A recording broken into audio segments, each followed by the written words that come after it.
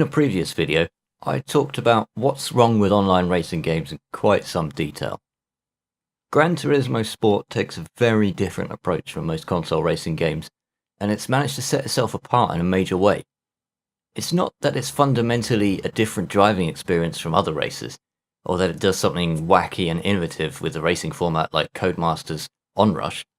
Instead, it focuses primarily on one thing: a great online racing experience.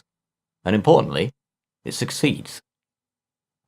The Gran Turismo of old was a series steeped in motorsport history and collectors' fantasies. Back then, at the end of 1997, consoles were not online, and there was no multiplayer element at all, save for grabbing a second controller and running a split-screen game with a buddy in the same room. The roster of cars was, in theory, massive, with over 170 to choose from, but in reality, many were different editions of the same car model, like 9 Skylines and 10 Imprezas, but it was still the beginning of the collectathon-style game. It was a self-proclaimed real driving simulator, although this was just hype from the marketing department rather than a truth within the virtual racing world. Even without the huge collection of cars, the original Gran Turismo would have stood up well against the racing games of the time, but that real driving simulator strapline would eventually come back to haunt the series. Skip forward 16 years and 2 console generations, and 2013 saw the release of Gran Turismo 6. It boasted a roster of over 1,000 cars, but I did some analysis back then on 2013, and it really wasn't a fair total. The true count was, by my reckoning, fewer than 500. It was essentially the same game with modern graphics. It was a largely single-player experience where you got the chance to build up a collection of vehicles of your own, and take on the AI in a series of ever more demanding races. By now, of course, online multiplayer was a must-have, and Gran Turismo 6 fulfilled it in a minimalist way. It suffered from the age-old problems present in so many online racing games. There was no real punishment for colliding with other cars, no reward for driving safely, and there was never really an incentive to learn the circuit properly when you could just jump in a car, race immediately, and benefit from wreaking havoc on all those around you. By 2013, Gran Turismo and its creator, Polyphony Digital, found themselves in a totally different world. Advancements in physics, simulation, and modelling were thrust into gamers' hands in the shape of the ever-popular Race and Race 07 titles from Simbin. Codemasters had struck a balance between realism and arcade fun with F1 2013, and the PC-only hardcore simulator iRacing had been around for 5 years. That's not to mention Turn 10's main competitor over on the Xbox, Forza Motorsport 5, which had a major edge in a number of departments over Polyphony's offering. There's only so far you can run with the strapline, the real driving simulator, before people stop to take a look at the competition. The claim of realistic driving physics was only partially true. iRacing had claimed that crown, and the highly competent Assessor Corsa would see release less than a year later.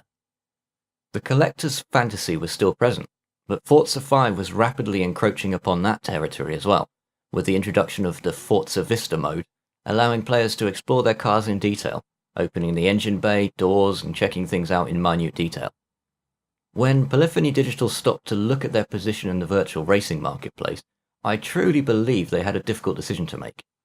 Continue down the existing path, where each aspect of their long-standing, much-loved franchise was gradually being superseded and improved upon by other titles, or take a different approach entirely, step into the unknown, and take a risk. Let's face it, no video game has really been that successful at recreating a true-to-life racing experience in a single-player format. Many admirable attempts have been made, including the Drivatar system from the Forza series, but there's never really the sense that you're racing against capable, human-like opponents. Online's where the fun's to be found, racing against real human beings, and there was, in 2017, only one online racing game that was really worth pursuing. That game was iRacing. It had both a driver rating and a safety rating system, forcing players to start in easier cars, proving their safety on the circuit before progressing to the fast-paced world of high-performance racing. It did something nobody had done before. It actually stopped you from enjoying all aspects of the game until you could prove you were willing to play by the rules. This made sense for the audience, hardcore racing simulation nerds who wanted a true-to-life experience that wasn't ruined by people just jumping in for a casual game without really knowing what they're doing. Polyphony Digital realised something. It's something I've been yelling for years. hoping some developer might take note. This restriction on multiplayer racing doesn't only work with the hardcore crowd. It applies to everyone. More than that, unlike most online games which have ranked multiplayer, where highly skilled players are matched with other highly skilled players, online racing has two indicators, not just one. A driver's ability to go fast and a driver's ability to go safe. Refusal to accept or include both of these systems results in a broken mechanism. You have very fast drivers, together on a circuit, some of whom are likely to cause crashes and ruin other racers' experiences. It turns out, though, Polyphony recognised this and evolved. It's important to stress that Gran Turismo Sport's approach to online racing has been done before. However, it's only been done properly in iRacing, which is PC only and attracts a very niche audience. It was also attempted by Project Cars 2, but with a lack of dedicated servers it didn't really work. Gran Turismo Sport has two online modes. There's a lobby system, where any player can host an online race, and any player can join those races. There's also Sport mode, which is the one I'm going to focus on here. Each player has a persistent account, which consists of a driver rating and a safety rating grade. It's not called safety rating in Gran Turismo, but I'm going to use that term here because it really does represent a driver's ability to race safely. The driver rating ranges from E at the bottom to A+ at the top, and represents how well the driver is performing in terms of finishing races. Consistently finish in the top positions, and you will slowly advance towards A+, whereas finishing poorly will expedite your descent towards the E grade. For reasons I can't explain, the safety rating letters work differently and range from E to A and then S at the top. But it's the same principle: drive safely without contact and without leaving the circuit, and you'll progress towards an S rank. Matchmaking takes both of these into consideration. You are very likely to face up against drivers with the same driver and safety rating as your own.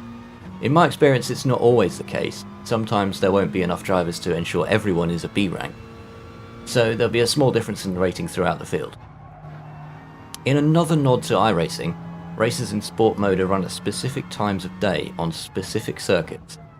This means that on any given day there are 3 different choices available for all players. There's typically a shorter one-make race where the car is provided. This is so that players without a large car collection can still take part. There's also a fairly short race in the middle tier machines, such as Group 4 or Group 3, the names that Gran Turismo uses to represent the GT4 and GT3 disciplines in the real world. And finally, there's usually a higher tier race in a specialist high-performance vehicle or group. You can only race at times when an official race is scheduled. If there's a race at 15 minutes past the hour, and it's 5 minutes past right now, you can't jump into a race. You're required to wait 10 minutes before the official race begins. What do you do for 10 minutes instead of sitting around waiting? Now this is where qualifying comes in. You can enter a qualifying time for any of the 3 daily races at any time, and this is done on a circuit on your own. You simply drive around the circuit setting the best time possible, which is then saved, and your best time is used in all the official races on that circuit. Your qualifying time determines your grid position when compared to the qualifying times of all the other drivers who are in the same race, which means that it's not only something to do while you're waiting for the next race to begin, it's actually an incentive to participate, because by setting a good time, you'll be moved higher up the grid and it'll be easier to get a good finish. Qualifying isn't required though. If you choose not to set a qualifying time, you can still enter races, but you'll be on the grid behind anyone who has set any kind of time at all, so it still gives players the choice instead of locking them out of the online fun. Fixing the car and track selection for an entire day at a time has some potential problems.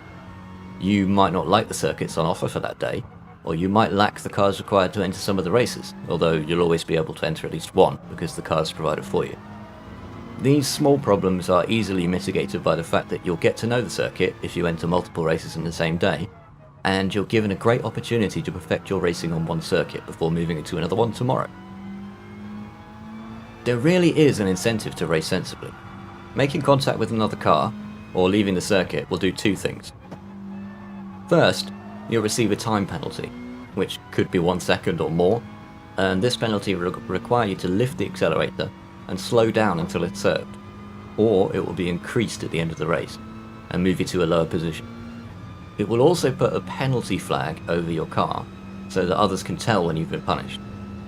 Secondly, you'll receive a hit to your safety rating, and if you take enough hits, you'll move down a grade, and this will affect the safety rating of other drivers you're racing against in the next race. Racing consistently and fairly without leaving the circuit or making contact with other cars will enable you to gradually increase your safety rating. A further incentive is a 50% bonus to the money you earn at the end of the race if you have incurred no penalties whatsoever. This is very similar to the iRacing method, although there are a few differences. Since this is a console game, it's a lot more lenient. I was able to reach the top safety rating by competing in just 5 races.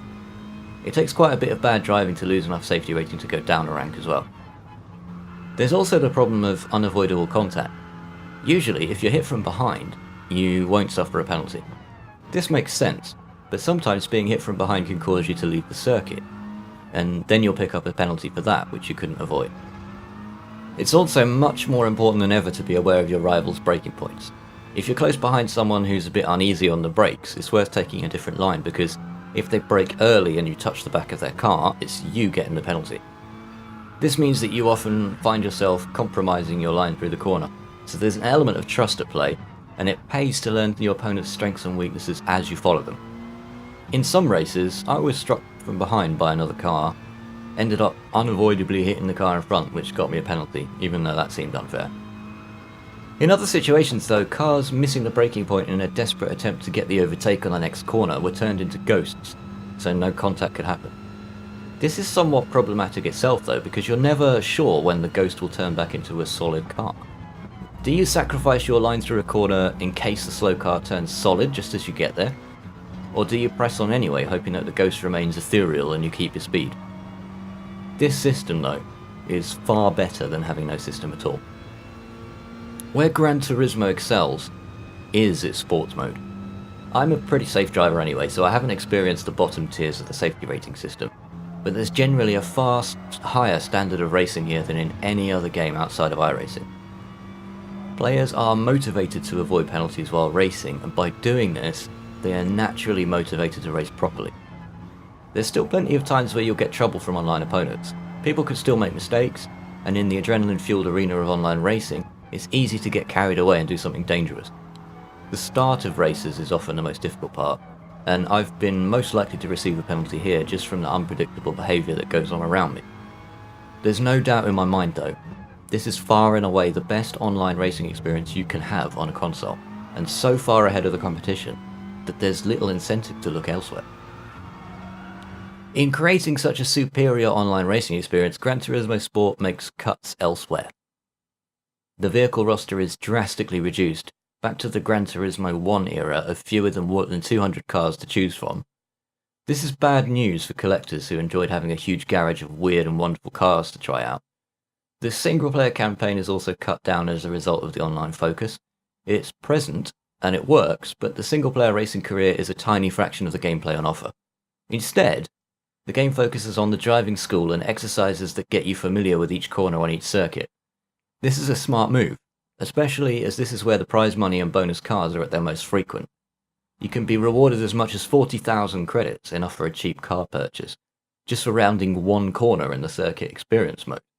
And completing any circuit in full will net you a bonus car, which is randomized, but could be worth up to $1 million in theory.